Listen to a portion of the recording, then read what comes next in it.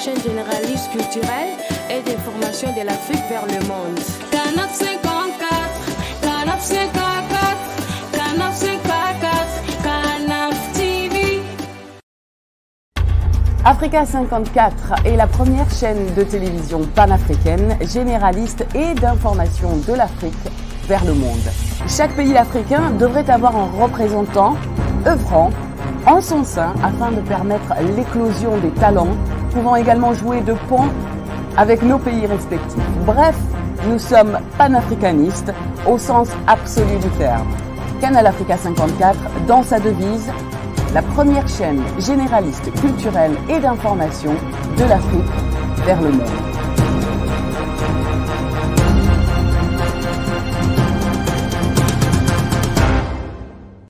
Canal Africa 54 will give to Africans and Afro-Caribbean what they have long been waiting for, expression of their own voice alongside the Western media and elsewhere in the globe. We aim to make the channel professional, sophisticated, contemporary. This channel will offer to viewers a unique experience in digital broadcasting. Our broadcasting and creative departments are dedicated towards having a constant flow of interesting and exciting programs. By using the most sophisticated methods of production, we aim to provide programming which is second to none, developing and enhancing the digital TV services throughout interactive mediums.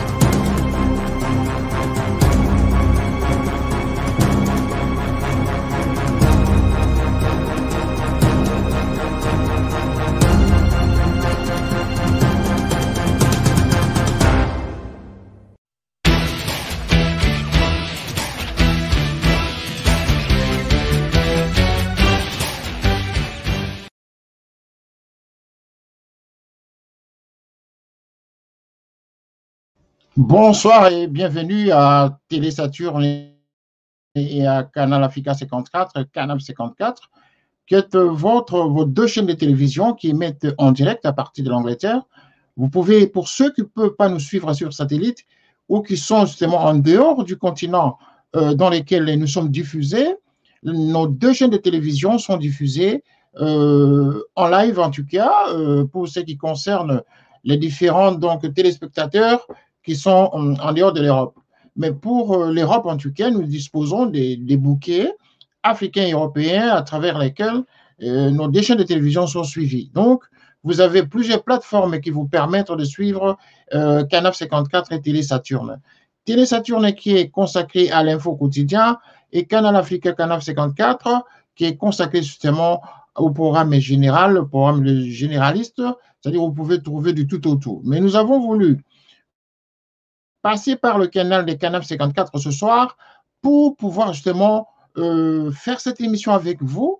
Vous demandez également de participer à cette émission parce que malgré le confinement, malgré le coronavirus, cette pandémie qui dérange en tout cas le monde entier, nous sommes donné justement le devoir de parler avec vous sur un personnage qui a marqué l'histoire du continent africain, notamment la République démocratique du Congo, parce que nous allons parler d'un événement justement qui date d'il y a 20 ans où un homme a été assassiné, de surcroît, un président en exercice de ses fonctions. Donc ce soir, nous allons parler de Laurent Désiré Kabila, qui a été assassiné le 16 janvier 2001 dans son palais, en plein boulot, en plein travail. Et le monde se rappelait justement comment cet homme a pris le pouvoir après le départ de Mobutu, suite aux 32 ans de règne maréchal Mobutu, Laurent Désiré Kabila, soutenu par les Occidentaux, en passant par le Rwanda, le Burundi et la Tanzanie, tous ces pays de l'Est qui ont fait bloc pour soutenir justement cette invasion, ce qu'on a appelé à l'époque donc l'invasion du Congo, par son mouvement, par le mouvement que l'on avait appelé l'AFDR, qui est l'Alliance démocratique pour la libération du Congo. Voilà comment cet homme s'est mis au sommet justement de cette rébellion, d'abord porte-parole et ensuite il deviendra donc le président de la République après avoir fait chuter Mobutu. Donc, 2 ans plus tard, c'est-à-dire le 2 août, une autre rébellion va naître au Congo. Cette deuxième rébellion qui est né va s'appeler donc, avec les Rwandais, bien sûr, ceux qui l'ont accompagné, avec la FDL. Donc, ils vont former ce qu'on a appelé le RCD. Le RCD qui est donc le Rassemblement congolais pour la démocratie.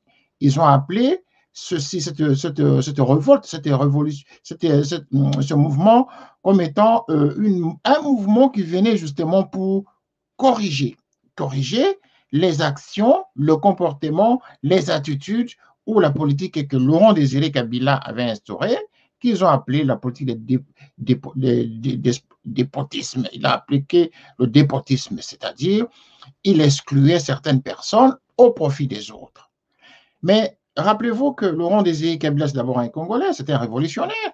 Laurent Désiré Kabila, jeune qu'il était au temps de Lumumba, lorsqu'on va assassiner Patrice Emery Lumumba le 17 janvier 1961, eh bien, Laurent Désiré Kabila est un jeune militant lumumbiste. Et donc, il va aller se révolter, comme le furent les autres. Mais aujourd'hui, nous allons parler uniquement de Laurent Désiré Kabila. Il y en avait eu beaucoup qui se sont révoltés justement suite à l'assassinat de Patrice Emery Lumumba. Alors, Laurent Désiré Kabila, comme c'est un originaire du Katanga, c'est-à-dire le sud de la République démocratique du Congo, il va aller vers Fizi, il va aller vers Moba. C'est de là justement qu'il est allé, où il a organisé des troupes justement pour faire ses insurrections, pour montrer justement son mécontentement en tout cas, suite à l'assassinat de Patrice Emery Lumumba. Revenons maintenant vers son arrivée au pouvoir à Kinshasa. Laurent Désiré Kabila, justement, va s'asseoir au pouvoir. Mais lorsqu'il va s'asseoir au pouvoir, il est accompagné par des Rwandais, des troupes rwandaises qui l'ont accompagné. Vous savez très bien que l'armée zaïroise à l'époque n'avait pas de troupes organisées. Et donc, le chemin était presque balisé lors de son passage vers Kinshasa. Donc, les Rwandais sont passés comme dans un boulevard jusqu'à la prise de pouvoir à Kinshasa. Ils arrivent à Kenge, à quelques kilomètres de Kinshasa, et donc là, il y avait une résistance de quelques heures, d'une 3 journées, et donc ça n'a pas permis justement à l'armée zaïroise de contenir la force de frappe de l'AFDL. Mais nous devons toujours nous rappeler ici que l'AFDL n'était composée, enfin l'armée, enfin les troupes qui accompagnaient cette AFDL étaient majoritairement composées des Rwandais qui tenaient les armes. Et donc les Rwandais venaient en quelque sorte dans une terre conquise, à conquérir bien sûr. Et Laurent Désiré Kabila venait au Congo pour libérer son pays de la dictature du maréchal Mobutu. Donc vous comprenez ici qu'il y a 2 agendas pour chaque personne, enfin, oui, pour chaque personne. Donc, Laurent Désiré Kabila venait libérer son pays, les Rwandais venaient avec un autre agenda qui n'était pas très bien clair. Voilà que ceci s'est démontré tout de suite, parce que lorsque Laurent Désiré Kabila va s'installer au pouvoir, eh bien, qu'est-ce qui s'est passé? Ils arrivent donc le 17 mai 97. Il s'installe au Congo, il devient président de la République. Et qu'est-ce qui va se passer? Il va faire des efforts justement pour redresser l'économie du pays, mettre la sécurité dans le pays, remettre de l'ordre dans le pays, remettre l'esprit du patriotisme dans ce pays, faire en sorte que le Congolais vive justement de ses ressources, bénéficie justement des ressources de son pays, que le Congolais se sente chez lui. Donc, il a exactement fait ce que Lumumba aurait fait. Le nationalisme, le patriotisme, l'esprit d'amour de l'autre. Voilà ce qui n'a pas plu justement aux impérialistes.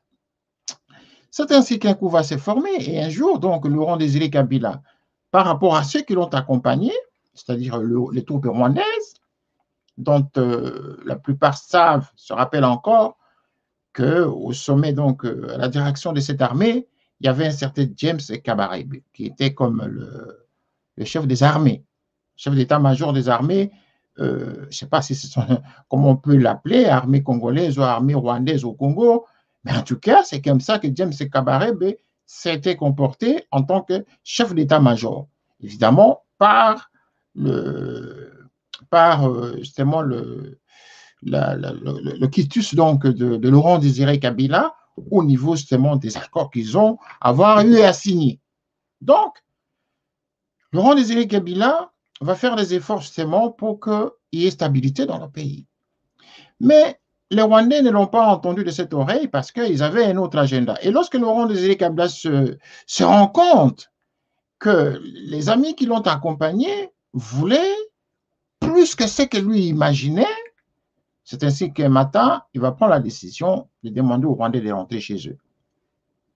Et donc, lui-même l'avait dit dans plusieurs vidéos, qu'à un moment donné, il était surpris de constater que ceux qu'il appelait des Rwandais, ceux qu'il croyait être Congolais, la plupart étaient des Rwandais. Donc, il va former un gouvernement où l'on a vu Bizi Makahara devenir ministre des Affaires étrangères, qui était un citoyen rwandais. Parce que lorsque Laurent Désiré Kabila demande aux autres de partir, aux Rwandais de rentrer chez eux, eh bien, Bizi, ministre des Affaires étrangères, lui aussi, il prend bagage et trompette, il s'en va.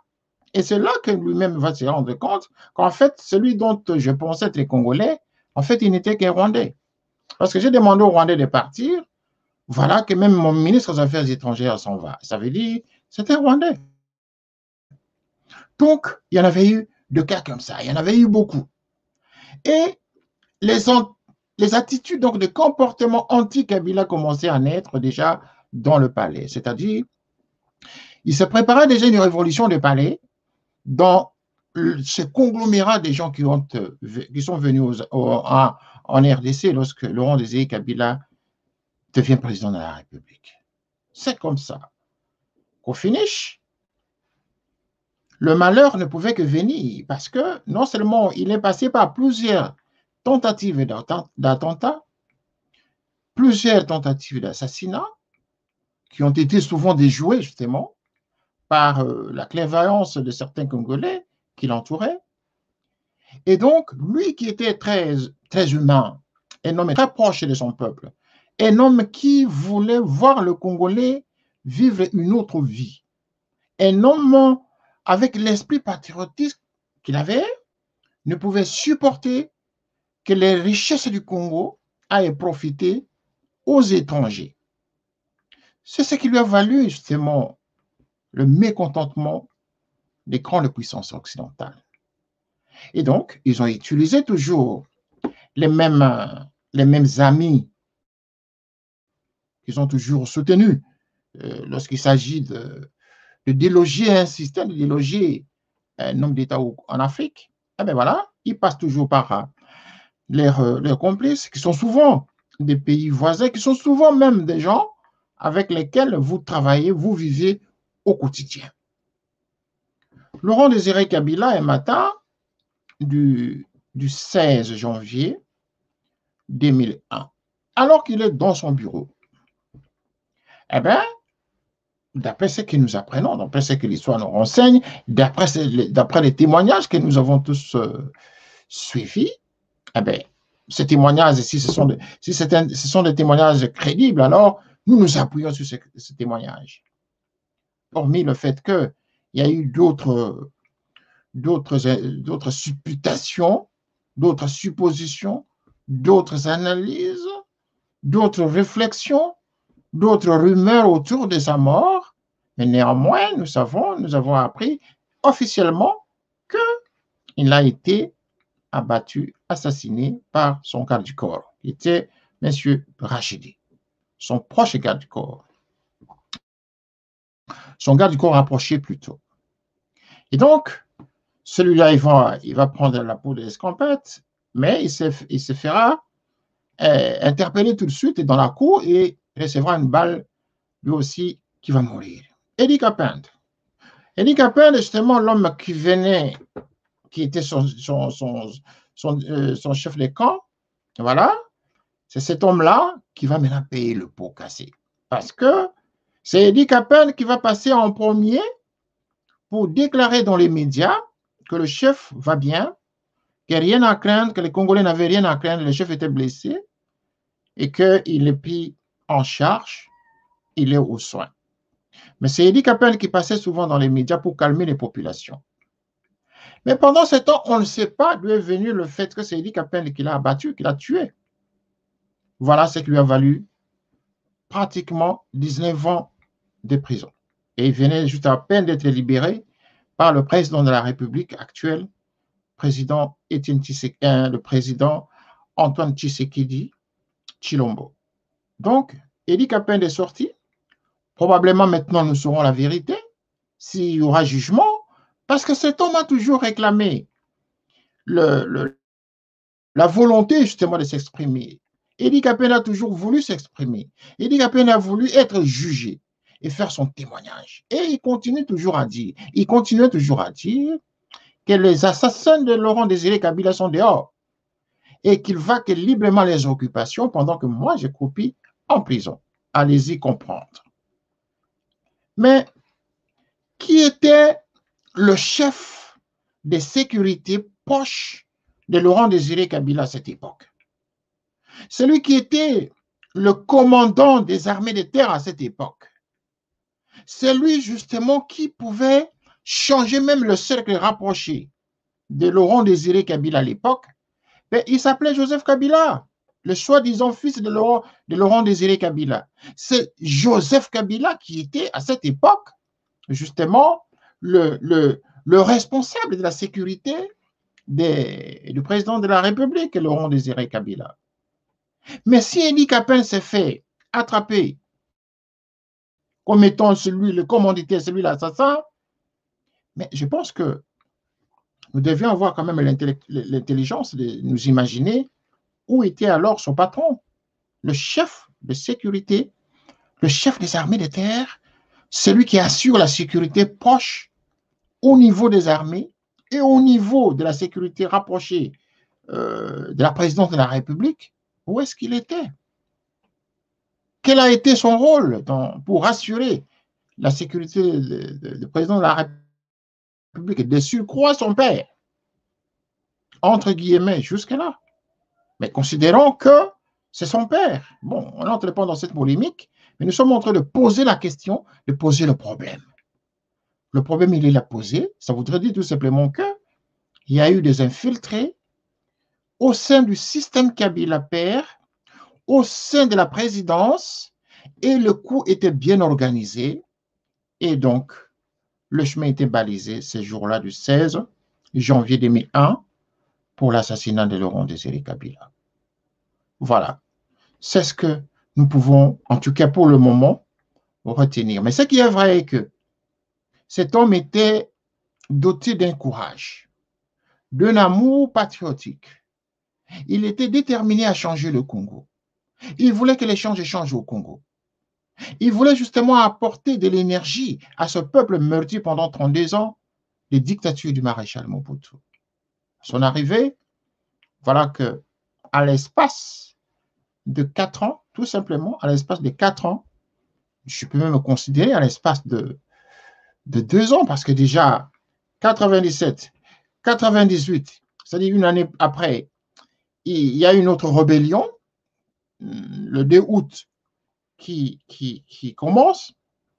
Le 2 août, une autre nouvelle rébellion, 2 août 1998, une nouvelle rébellion. Et donc, il n'a géré le pays que pratiquement le temps d'avant la rébellion. Or, le temps d'avant la rébellion, il venait d'arriver, il devait mettre les choses en place. Voilà. Donc, moi, je pose le problème. Je voudrais tout simplement discuter avec vous, pas moi, mais en tout cas l'ensemble de ceux qui nous suivent à travers Télé Saturne et Canal 54. Comprenez que nous sommes ici justement pour parler du Congo, la République démocratique du Congo. Demain, probablement, nous allons parler du Congo-Brazzaville. Yombi Ompango a été aussi assassiné là-bas. Nous en parlerons. Au Togo, au Bénin, nous avons connu des précurseurs de l'indépendance se faire assassiner. Et donc, la question donc aujourd'hui, c'est de savoir qui a tué Laurent Désiré Kabila. C'est ça la question. Qui a tué Laurent Désiré Kabila? C'est ça la question. Qui a tué Laurent Désiré Kabila? Et donc, à l'antenne, vous pouvez poser vos questions, vous pouvez donner vos points de vue, vous pouvez réagir, vous pouvez intervenir en utilisant le contact que vous avez à l'écran, parce que nous avons choisi ce moment-ci avec l'idée que la plupart des gens sont chez eux, quoique c'est tard, mais nous, le devoir du travail nous oblige à travailler à tout moment lorsqu'il y a une urgence. Donc, vous êtes tous appelés à réagir à cette émission, mais avant de réagir à cette émission, nous allons prendre un moment de break, un break de quelques 2 minutes, et donc vous pouvez immédiatement appeler à ce numéro qui est affiché à l'écran, et ainsi donc nous allons y débattre. Merci et à tout à l'heure. Canal 54 TV, la première chaîne généraliste culturelle et d'information de l'Afrique vers le monde. Canal 54, Canal 54, Canal 54, Canal TV. Africa 54 est la première chaîne de télévision panafricaine, généraliste et d'information de l'Afrique vers le monde. Chaque pays africain devrait avoir un représentant œuvrant en son sein afin de permettre l'éclosion des talents, pouvant également jouer de pont avec nos pays respectifs. Bref, nous sommes panafricanistes au sens absolu du terme. Canal Africa 54, dans sa devise, la première chaîne généraliste culturelle et d'information de l'Afrique vers le monde.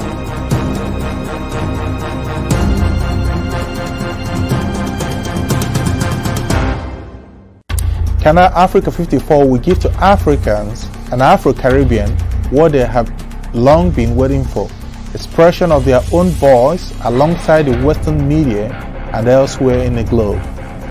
We aim to make the channel professional, sophisticated, contemporary. This channel will offer to viewers a unique experience in digital broadcasting. Our broadcasting and creative departments are dedicated towards having a constant flow of interesting and exciting programs. By using the most sophisticated methods of production, we aim to provide programming which is second to none, developing and enhancing the digital TV services throughout interactive mediums.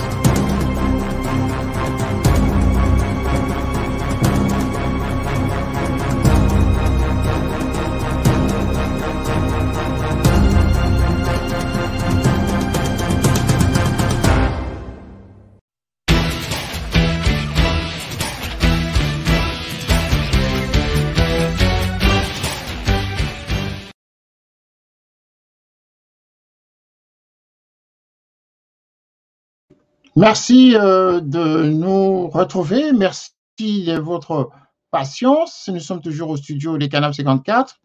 En duplex également, nous avons des gens qui viennent de nous écrire. Nous avons des questions qui tombent sur notre écran. Mais la plupart des gens qui venaient de nous appeler tout à l'heure pendant l'interruption étaient en train de nous poser des questions de savoir est-ce qu'il y avait eu une commémoration grandiose en RDC. L'autre personne nous pose la question de savoir, Laurent Désiré Kabila, est-ce qu'on a éclairci la situation de sa filiation? Voilà, ce genre de questions, ce n'est pas aujourd'hui le moment, en tout cas, ce n'est même pas l'opportunité d'en parler aujourd'hui. Mais aujourd'hui, nous voulons parler d'abord de l'homme. Tout ce que vous avez appris de lui, je ne suis pas en train de vous donner la leçon sur Laurent Désiré Kabila, mais c'est juste un moment de rappel historique que la direction de notre chaîne a voulu faire justement pour cet homme, parce qu'aujourd'hui, on en parle. Et comme on en parle un peu partout, il est de notre devoir en tant que journaliste et responsable des médias d'en faire un signe, enfin, de faire un clin d'œil en tout cas, pour ne pas passer sous silence cet événement malheureux qui est arrivé à l'Afrique. Donc, la question, c'est de savoir qui a tué Laurent Désiré Kabila. Qui pouvait être l'assassin de Laurent Désiré Kabila? Parce que le monde en parle, parce que les gens en parlent, parce que cet homme ne peut pas mourir sans qu'on en ait parlé. il faut vraiment qu'on en parle. L'Afrique a besoin de la vérité sur beaucoup d'événements qui se sont déroulés, en tout cas sur ce continent noir. Il est clair que, oui, nous sommes en train de lire des messages, oui, il y a plusieurs messages, mais dit-on au niveau de la réception, de la régie. Donc, les questions, je vais les lire pour vous, mais j'aimerais en tout cas pour ceux qui nous suivent en direct de pouvoir nous dire si de continuer toujours à écrire comme les autres parce que à l'heure actuelle, nous ne pouvons pas lire toutes les questions et réagir. Mais ce qui est vrai est que nous allons pouvoir continuer cette émission demain parce que vous savez, demain, il y a également un grand événement, un de notre devoir de mémoire par rapport à Patrice Emery Lumumba, qui a été également assassiné dans des conditions justement atroces comme le furent Laurent Désiré Kabila. Donc, Laurent Désiré Kabila, le voici, il est là, cet homme très imposant, en tout cas, de par son état physique, sa corpulence, en tout cas, c'était un homme imposant. Voilà, il va se faire buter par son garde du corps, et donc le Congo va pleurer cet homme pendant en tout cas, des années. Il y a un mausolée même qui a été construit à sa mémoire, et pour lequel justement les Congolais vont se recueillir en telles circonstances. Et nous espérons justement que le Congolais à travers le monde le fasse autant, c'est-à-dire en faire un rappel historique en tout cas par rapport à ce digne fils de la République démocratique du Congo. Cet homme qui s'est battu pour son peuple, cet homme qui s'est battu pour les Congolais, pour les démunis, pour les pauvres. Donc, c'était un homme de proximité populaire, n'est-ce pas? C'est un homme qui aimait son peuple et donc, il avait fallu justement le soutenir, mais il a été haï par qui? Par ses alliés d'hier, par qui également, notamment par les puissances extérieures justement qui ont martelé sur le fait que cet homme-là était dangereux autant que Lumumba l'a été pour eux. Parce que pour les Occidentaux, les nationalistes ne sont pas les bienvenus. Les nationalistes ne sont pas les gens à fréquenter. Voilà pourquoi, comme ils ne servent pas leurs intérêts, justement, les intérêts des nationalistes, il fallait coûte que coûte donc en finir avec lui. Voilà. Donc, ici, on me remet là au moins une dizaine de questions. Une dizaine de questions qui tombent sur ma table. Et donc, la question ici, c'est de savoir quel est l'avenir maintenant que Laurent Désiré Kabila a été assassiné.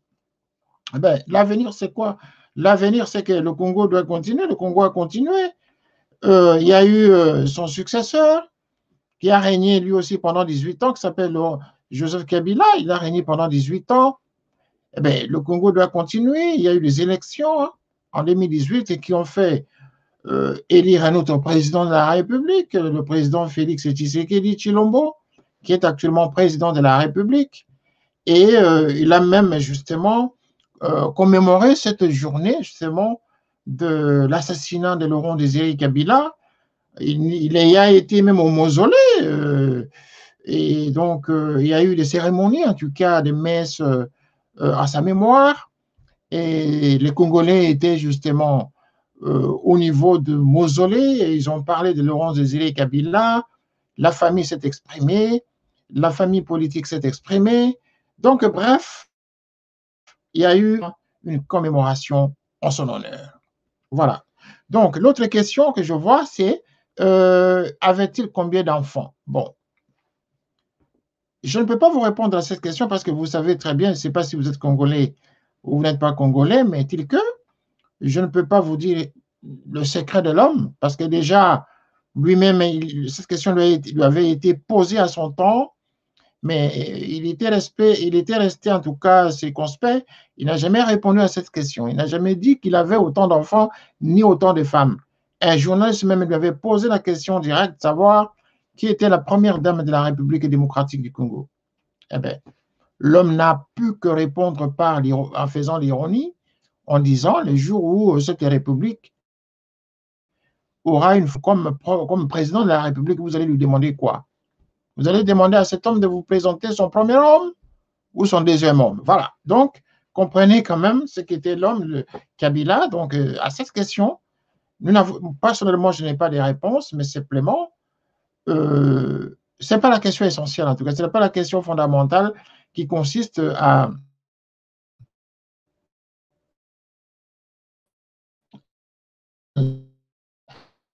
mais c'est la révolution qui a pris le pouvoir en République démocratique du Congo, mais qui a été fauché à l'exercice pendant qu'il était en action. Donc, ici, le débat est lancé. Nous allons revenir demain pour une deuxième émission par rapport à Patrice Emery Lumumba, qui fut aussi assassiné le 17 janvier, cette fois-ci en 1961. Donc demain, ce sera les 60 ans d'assassinat de Patrice Emery Lumumba, dont ses restes, notamment la dent ou la phalange, qui ont été malhonnêtement ou injustement ou jalousement gardés par la Belgique, vont être restitués. Et le président de la République actuelle l'avait annoncé qu'il va organiser une grande cérémonie à cette occasion pour honorer la mémoire de Patrice Emery Lumumba.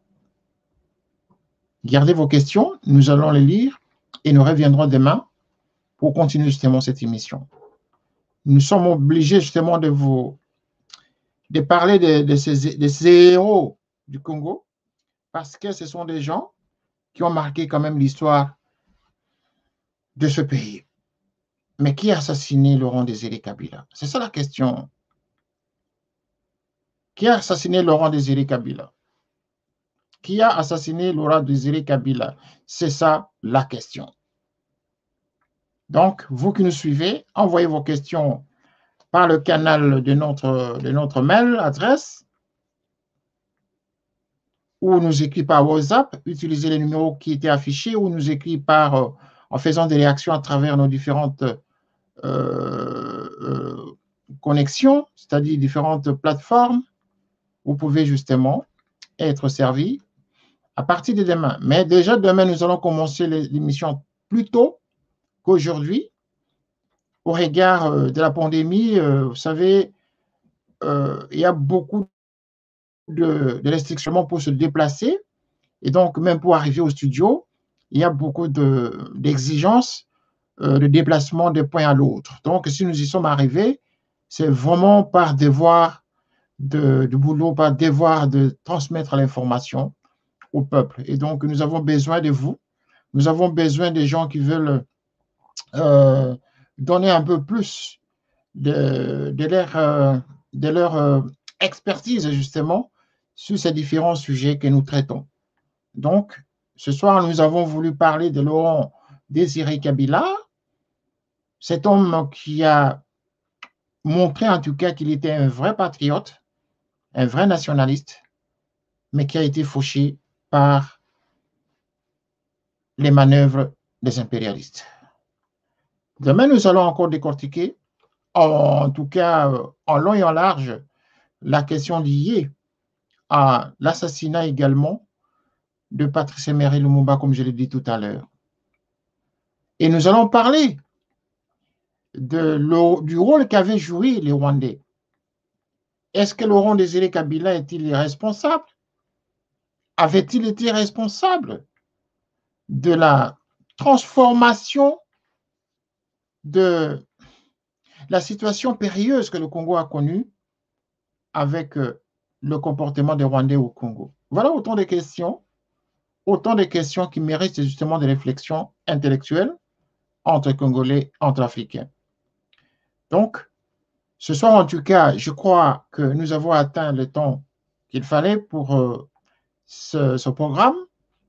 Je voudrais tout simplement remercier à tous ceux qui nous ont suivis en ce moment très difficile pour l'humanité qui traverse cette période de pandémie.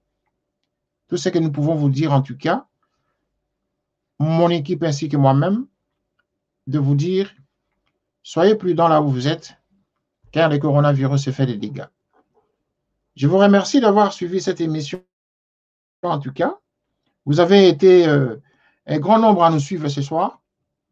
Merci d'avoir suivi Canal 54, votre chaîne de télévision panafricaine. Et donc, je vous remercie. C'était votre humble serviteur René Kitoko. Au revoir et à demain.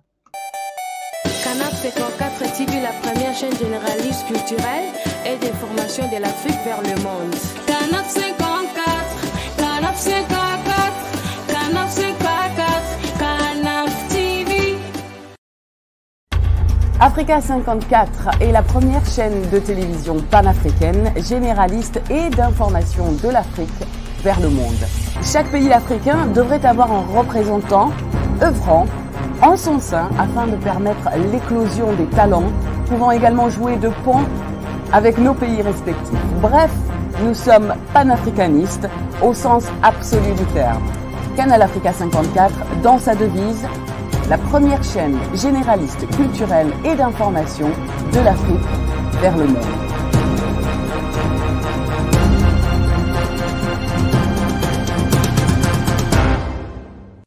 Canal Africa 54 will give to Africans and Afro-Caribbean what they have long been waiting for, expression of their own voice alongside the Western media and elsewhere in the globe.